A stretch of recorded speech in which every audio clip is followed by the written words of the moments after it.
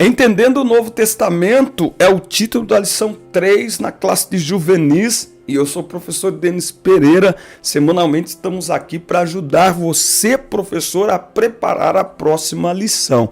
Na sua igreja tem um departamento de escola dominical, não tem? Então compartilhe o link aqui do nosso canal, porque nós temos aqui as pré-aulas. Anote aí.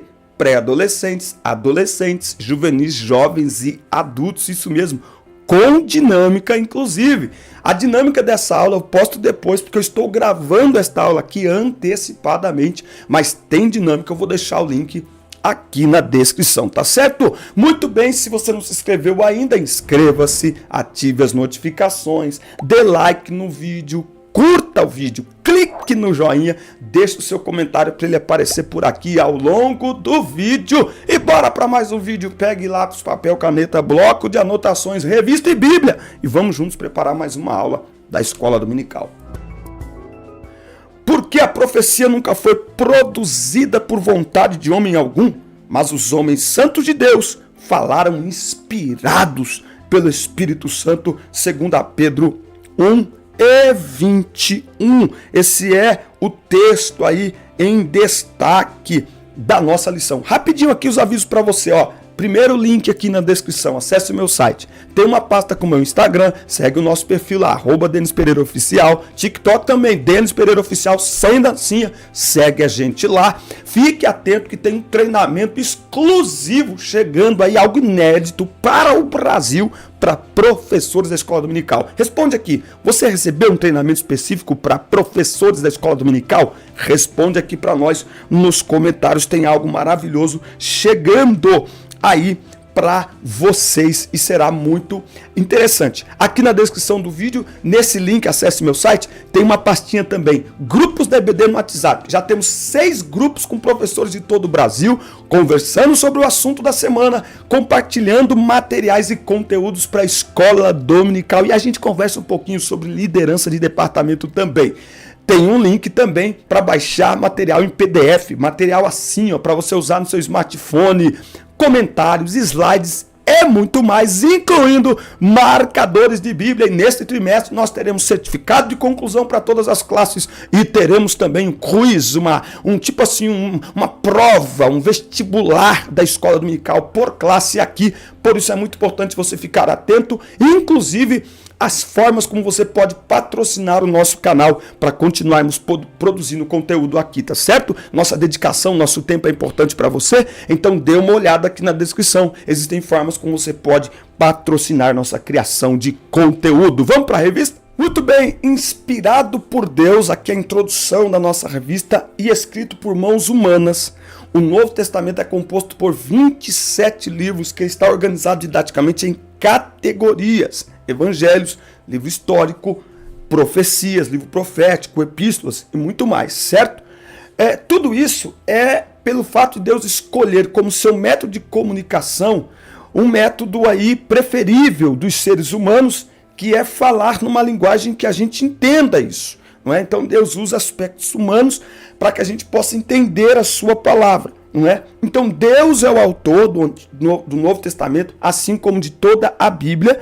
Ele inspirou os seus servos a escrever a palavra de Deus, a Bíblia, mas de maneira compreensível a todas, ok? É por isso que a Bíblia mostra o próprio Deus, depois o próprio Jesus como uma pessoa, mostra a humanidade de Jesus, diz que Deus, os ouvidos de Deus não estão agravados. Como ouvido de Deus se Deus não tem corpo? Deus é espírito, mas é para que a gente entenda, é usando uma linguagem que a gente entenda, que a gente compreenda, tá certo? Muito bem, tópico 1. Essa é uma lição, gente, essa lição aqui, ela é uma lição teológica. Nós diríamos assim, que nós estamos aqui nesta lição estudando bibliologia. É um curso teológico essa revista, tá bom? Então assim, os professores entendam isso para levar para a sala de aula uma aula bonita. Mas entenda, é um curso teológico, isso aqui que é maravilhoso para os nossos adolescentes, inclusive para professores. Muitos professores não sabem alguns detalhes que estão sendo mostrados nesta lição. A palavra evangelho origina-se do grego euangelion, que significa boa notícia ou boas novas, como consta nos vários versículos aí, especialmente no Novo Testamento, e ele tem aqui as referências. Os primeiros 4 evangelhos do Novo Testamento, os 4 livros são chamados Mateus, Marcos, Lucas e João, tá certo? Mateus, Marcos e Lucas e João.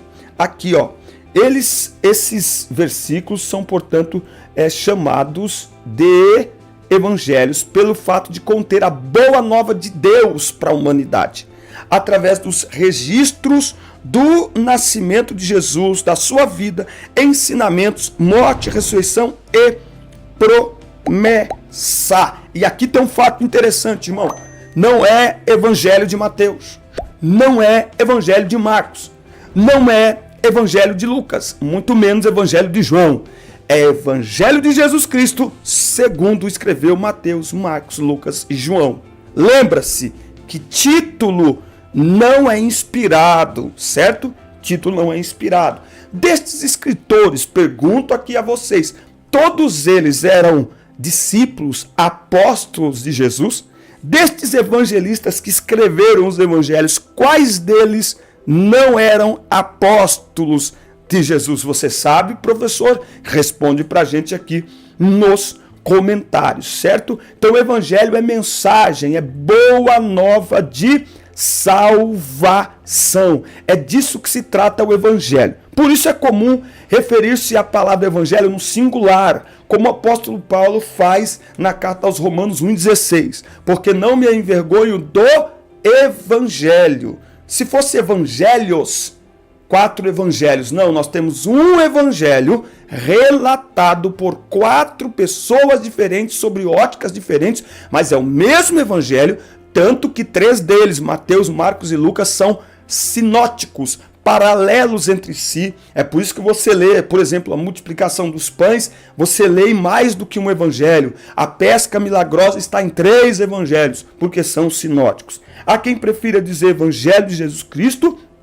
Não tem problema você colocar ali evangelho de Jesus Cristo, segundo escreveu Mateus. Não tem problema você também dizer, vamos ler aqui o evangelho de Mateus. Bom, não é teologicamente correto, mas não precisa sair por aí corrigindo as pessoas. Mas em sala de aula é o melhor lugar para ensinar a forma correta, certo? Sobre os evangelhos. Cada um dos evangelhos, ou cada uma destas apresentações, cada um destes livros que apresentam o evangelho, apresenta especificidades e pontos de vista diferentes. Não são versões contraditórias, mas convergentes e complementares. Por favor, eu estou dizendo isso aqui desde o trimestre passado. Assistam o filme Em Defesa de Cristo. Aquilo é uma documentação real de algo que aconteceu. Por favor, assistam Em Defesa de Cristo. Então, nesse filme Em Defesa de Cristo fica muito claro que o fato dos evangelhos relatarem os mesmos acontecimentos, mas trazerem alguns detalhes diferentes, não desacredita a obra. Pelo contrário, a torna ainda mais confiável. Por quê? Porque numa investigação, se 4 pessoas testemunharem algo com as mesmas palavras e os mesmos detalhes, esses testemunhos não é válido, não é reconhecido como válido. Por quê? Porque significa que eles combinaram o que dizer.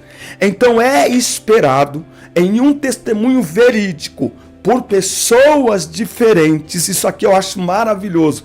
É esperado que pessoas diferentes vejam o mesmo fato, vejam a mesma situação, mas com óticas diferentes. Que um vê um detalhe que o outro não viu ou não percebeu. Entende isso? Então, nos evangelhos, o fato de haver detalhes diferentes, isso só complementa ainda mais o testemunho entre um e outro. Tópico 2. Você já se inscreveu no canal? Ainda não? Inscreva-se, ative as notificações, dê like no vídeo, deixe o seu comentário que é muito importante para nós. Muito bem, e olha aí as formas como você pode patrocinar a nossa criação de conteúdo. Obrigado a todos que nos entenderam esta semana e contribuíram. Muito obrigado. E eu vou deixar aqui na descrição, tá aí os detalhes para você nos ajudar também. Livro histórico.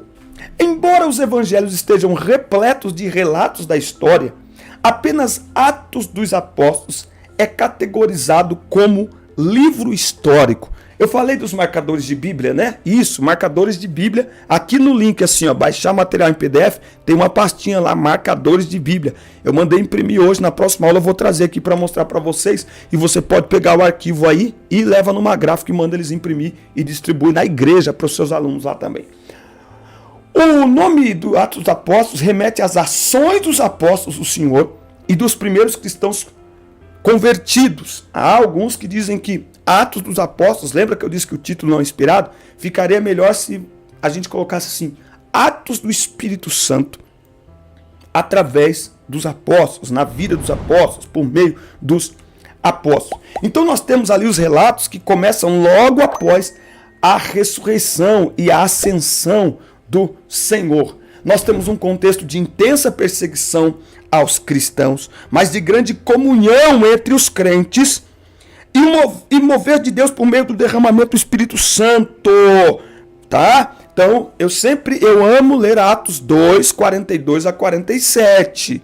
Uma igreja verdadeiramente pentecostal permanece na palavra, permanece na comunhão entre os irmãos. Ninguém tem necessidade daquilo que é fundamental para viver. Uma igreja pentecostal não deixa que nenhum dos irmãos tenha que buscar uma cesta básica num centro qualquer, num terreiro qualquer, não. Os crentes cuidam uns dos outros no que tange a necessidades básicas, não é? É uma igreja que persevera no partir do pão. Comunhão fala da ceia, sentar-se à mesa, não como estranhos, mas como irmãos em Cristo, filhos do mesmo Deus. Partir do pão fala desse cuidado, dessa solidariedade entre os irmãos. Se a gente não cuida dos irmãos, a gente vai cuidar de quem é de fora, gente. E eles também perseveravam na oração. São as 4 marcas de uma igreja verdadeiramente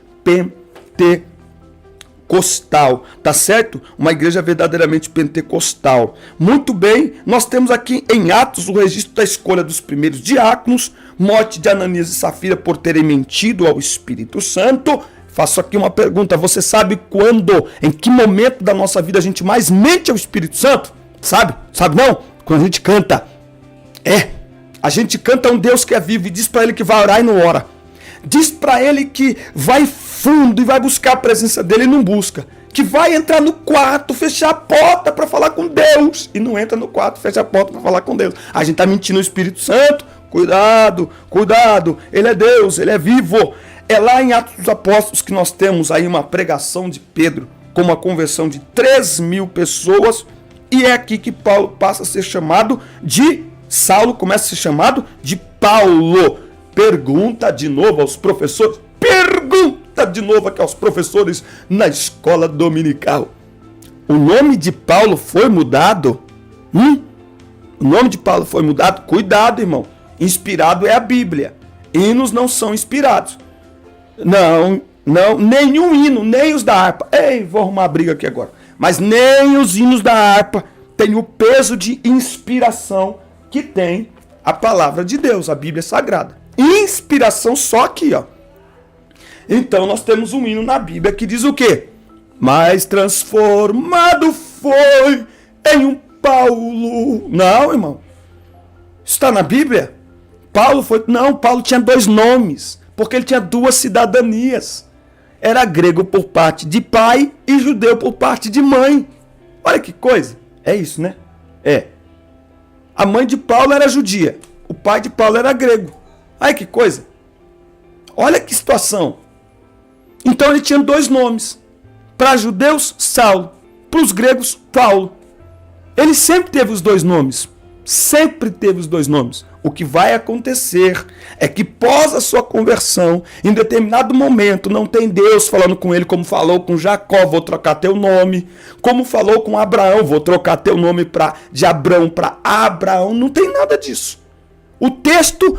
Ele vai indo, Saulo, Saulo, Saulo, Atos 9, de repente, Paulo, pronto. Não teve profecia de ninguém, Ananias não falou, receba o Espírito Santo e Deus muda teu nome. Cuidado, irmão, cuidado. Muito bem, tópico 3. nós vamos ler aqui no tópico 3, nós temos aí as epístolas, cartas ou missivas, que são chamados aí 21 dos 27 livros do Novo Testamento. São textos escritos e enviados a pessoas individualmente e também a igrejas, com o intuito de instruir, consolar, animar e exortar os destinatários a uma vida de santidade e serviço ao Senhor. Enquanto os evangelhos apresentam as boas novas de Jesus, sua vida e ministério, as epístolas explicam o ministério, os efeitos do ministério de Jesus, a vinda do Espírito Santo, a propagação do evangelho. Preste atenção. Se você não ler as epístolas de Paulo, a sua fé é pequena. Sua fé é porosa, fé de pipoca, não alimenta. Um crente que não lê e não medita nas cartas. Por quê? Porque Paulo vai explicar o que Jesus faz. Você não vai entender o Calvário se você não ler Romanos, por exemplo. Não tem como. Não tem como. Então tem que ler as cartas de Paulo. Convertido a Cristo e transformado pelo seu poder, o apóstolo Paulo é um dos autores com maior número de cartas escritas, 13. Ele escreve quase metade do Novo Testamento. Quase metade. Aliás, nos evangelhos, em lugar algum, está escrito que as pessoas aceitavam Jesus. As pessoas se convertiam, é diferente. Aceitar, você aceita. Você aceita essa caneta. Aceitar. Aceita a caneta. Aceita a caneta. E o que muda? Eu aceitei a caneta. Ah, não quero essa caneta, eu quero outra caneta. Ah, agora eu quero essa caneta. Aceitei. Isso é aceitar. E se converter? Conversão. O que é conversão? É se render para mudar de vida. Quem agora está em Cristo, nova criatura é. Não tem essa. Não é o homem que aceita Deus, é Deus que aceita o homem. Por meio de Cristo. Mas Deus prova o seu amor para conosco pelo fato de Cristo ter morrido por nós, sendo nós ainda pecadores. Nós é que somos aceitos por Deus, Efésios 2, do 14 ao 18. Por meio de Cristo, nós somos aceitos por Deus. Então não tem esse negócio de que o homem aceita Deus. As demais cartas estão divididas entre as autorias dos apóstolos, Tiago, Pedro, João e Hebreus, que alguns historiadores acreditam a Paulo, mas não fecha essa questão, então é um autor aí desconhecido, Judas e Tiago. Em linhas gerais, as epístolas abordam assuntos como justificação pela fé, salvação pela graça, dons espirituais e ministeriais, só coisinha básica. Sabe qual é o nosso problema? A gente foge do básico. Ah, é básico. Irmão, básico fala dos fundamentos da nossa fé. Fundamentos da nossa fé. Preste atenção nisso. Fala sobre falsas doutrinas, deveres familiares, o espírito do anticristo, corrupção dos últimos tempos, entre outros temas válidos e enriquecedores para a igreja em todas as épocas e locais. Foram direcionados a igrejas específicas, por isso que há questões muito locais, como é a questão de Corinto, porém, tudo isso pode ser contextualizado e adequadamente compreendido e aplicado no nosso dia a dia e na nossa vida e nos dias de hoje, certo? O livro profético que nós temos aqui dentro do Novo Testamento, que é o livro de Apocalipse, que ele está para o Novo Testamento, como Daniel e Ezequiel para o Antigo Testamento, porque também traz revelações sobrenaturais da parte de Deus e para o seu povo. Nele também constam cartas designadas às igrejas, com exortações ditadas pelo próprio Senhor ao apóstolo João em visão, quando esteve preso na ilha de Patmos. Tido como livro de difícil interpretação, por ser repleto de simbologias, Apocalipse tende a causar medo em muitos, por conter revelações a respeito de terríveis seres do mal que subjugam o mundo, da ira de Deus derramada sobre os que o rejeitarem o sacrifício de Jesus. Contudo, não são apenas mensagens de juízo divino que encontramos no livro. Ele também fala de esperança, do Cordeiro de Deus com os remidos, sobre as vitórias de Cristo contra a besta e o falso profeta. Ele fala sobre a prisão de Satanás, o reino milenial de Cristo. Enfim, ele fala sobre todos os detalhes que fazem parte da nossa esperança. O livro de Apocalipse, por muitos, tem sido usado como uma peça especulativa. E muitos, inclusive, estão usando o livro do Apocalipse para produzir profecias especulativas. A última moda do momento é dizer que a internet, a sigla da internet, www, que essa sigla é o 666, logo a internet é o anticristo. Isso é teoria especulativa de quem quer criar um fato novo e conseguir datar a volta de Jesus. É essa teologia que fica tentando aplicar e olhar os sinais. Olha, esse sinal é da volta de Jesus, esse sinal é da volta de Jesus. Preste atenção, todos os sinais apontam para a volta de Jesus, mas nenhum sinal a tornará previsível. Por isso nós precisamos sair de uma teologia especulativa dentro do livro de Apocalipse e perseverarmos firmes na fé, ficando prontos, porque a qualquer momento o Senhor Jesus Cristo voltará buscar a sua igreja e nós devemos, como a igreja primitiva, ter a nossa fé fundamentada e baseada na palavra de Deus. Amém? Gente, a lição 4 vai ser top, em cronologia do Novo Testamento. Isso aqui vai ser muito interessante para nós. Maravilha! Deus abençoe sua vida, um forte abraço. Assista, curta, compartilhe, inscreva-se no canal, ative as notificações e até o nosso próximo encontro. Deus abençoe.